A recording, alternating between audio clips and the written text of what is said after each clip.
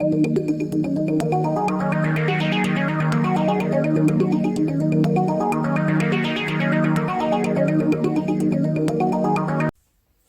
Guillet, bonjour. Bonjour Yann.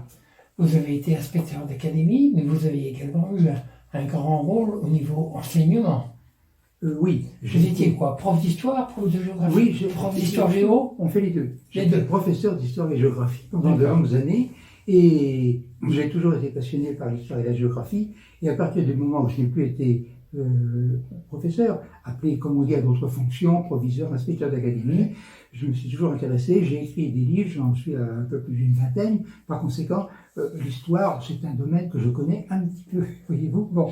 Et pourquoi lier histoire et géographie? Ça n'a pas beaucoup de rapport entre l'histoire et la géographie. Ça a beaucoup de rapports parce que l'histoire, c'est évidemment le parcours de l'humanité. C'est ce qu'ont fait les hommes au cours des siècles, avec des réussites, avec des échecs, avec des tas de problèmes, des guerres, des périodes fécondes, d'autres. Bon, c'est donc l'histoire des hommes.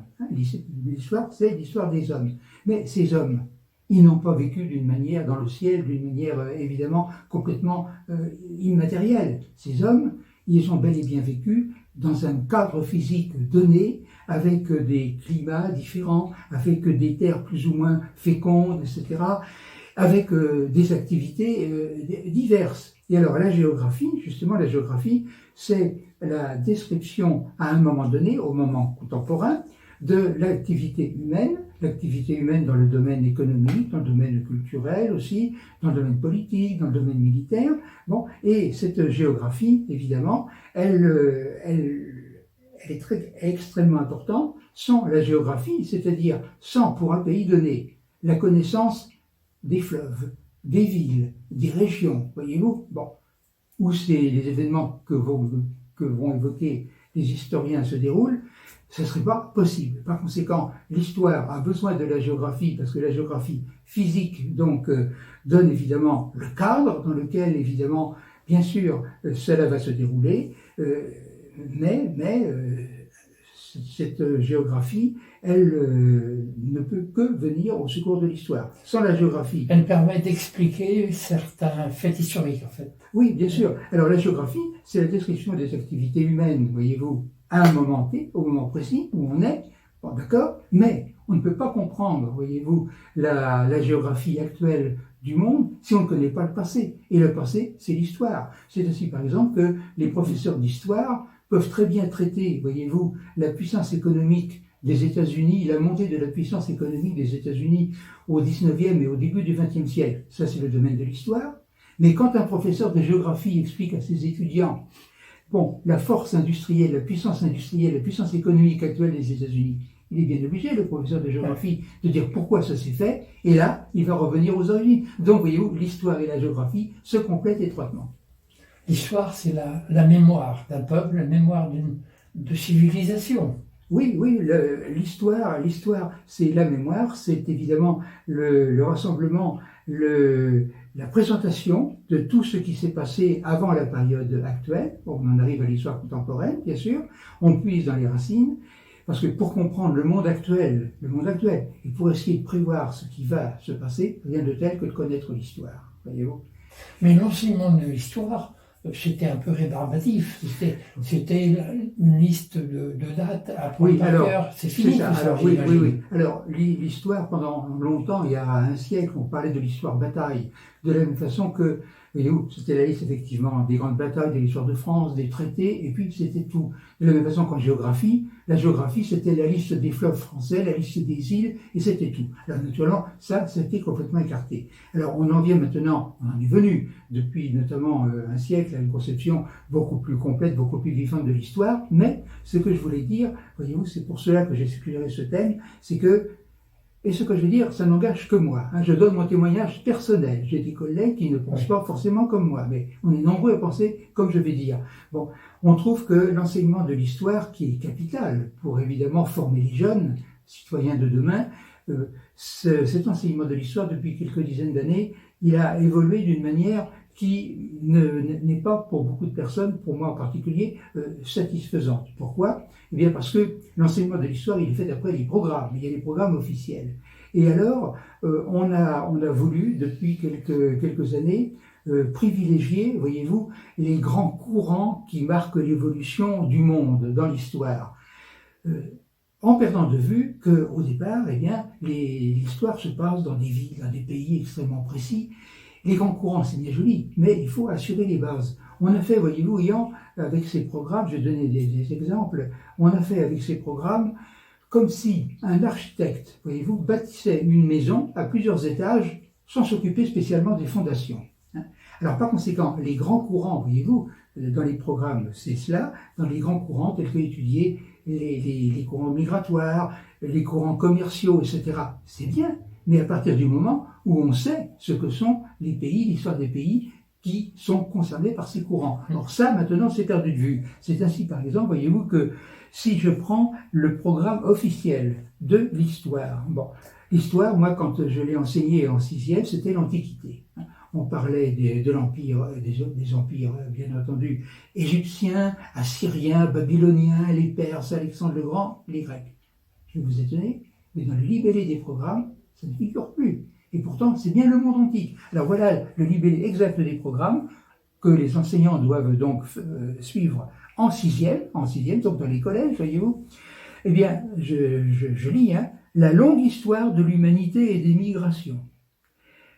Récit fondateur, croyance et citoyenneté dans la Méditerranée antique au premier millénaire avant Jésus-Christ. Bon, voilà 2 des 3 thèmes que les professeurs doivent enseigner. Ça me paraît extrêmement flou, ce n'est pas accroché à la réalité parce que on va s'adresser à des gosses qui ne vont même pas entendre parler, voyez-vous, des empires égyptiens. Les pharaons, les pyramides, ça disparaît des programmes en tant que tels. Il faut parler des grands courants, des grandes évolutions. Alors par conséquent, et on pourrait donner évidemment des tas d'exemples. Alors, ce qui est mauvais aussi, c'est que avec cela, eh bien, l'enseignement devient fragmentaire, c'est-à-dire qu'en parlant de tels grands courants, on va parler à un moment donné de la France ou de l'Angleterre ou de l'Allemagne, mais il n'y aura pas de suivi. Et alors le résultat, c'est qu'il y a des tests qui ont été faits, et depuis des années c'est comme ça. La chronologie maintenant, cette chronologie, elle est négligée par les professeurs à cause des programmes, ce qui fait que vous avez dans les collèges des enfants qui sont incapables de dire si, par exemple, Saint-Louis, voyez-vous, a vécu avant ou après Louis XIV, parce que il n'y a plus la trame chronologique. Alors, moi, mon souhait, mais c'est un souhait qui n'engage que moi, évidemment, je ne suis pas responsable, mais ce que je souhaiterais à l'avenir, il y a beaucoup de gens qui œuvrent dans ce sens-là pour que les programmes soient modifiés, dans un sens plus concret, plus accroché au terrain, voyez-vous. Ce que je souhaiterais, c'est qu'il y ait d'abord un respect plus grand de la chronologie, qu'on ne mélange pas les siècles, ou même à l'intérieur d'un siècle, les décennies. Bon, parce que, à ce moment-là, on fait de la bouillie pour les chats. Donc, il faudrait absolument des repères chronologiques pour un pays donné extrêmement précis, de façon à éviter des contresens. Bon. Et c'est intéressant également de parler des grands courants. Ah mais bien sûr, mais on ne peut parler des grands courants, par exemple, qui vont concerner tous les pays d'Europe occidentale, que si dans les programmes, on a d'abord retracé l'histoire de la France, l'histoire de l'Allemagne, l'histoire de l'Angleterre. Sinon, c'est mettre la charrue avant les bœufs, voyez-vous. Alors donc, il faut une chronologie, il faut s'accrocher davantage au terrain, et il faudrait que chaque pays, chaque grand pays de l'Europe, du monde, soit respecté et voit son histoire enseignée, parce que ça devient essentiel. La géographie, c'est la même chose. Pour la géographie, on ne peut pas dessiner, faire le tableau d'un pays donné si on ne sait pas où sont les principaux fleuves, les principales villes, les principales régions. Donc, je souhaite que l'histoire, ça peut entraîner un certain nombre de problèmes aussi. De parti pris, surtout peut-être l'histoire contemporaine. Oui, tout à fait. Nécessité de l'objectivité. Alors ça, dans les programmes actuels, c'est respecté. Ce n'est pas là où je m'assure, voyez-vous. Mais l'idée maîtresse, et je terminerai par ça, l'idée maîtresse pour moi, c'est que, voyez-vous, à notre époque, avec l'explosion des médias, avec la multiplicité des sources d'information, les journaux, la radio, la télévision, les réseaux sociaux, les jeunes, les adultes, reçoivent chaque jour, même sans s'en rendre compte, en regardant par exemple les journaux télévisés, une masse d'informations. Alors pour moi, l'enseignement de l'histoire, ça devrait permettre, voyez-vous, non pas d'entrer dans les détails, mais de donner un cadre général.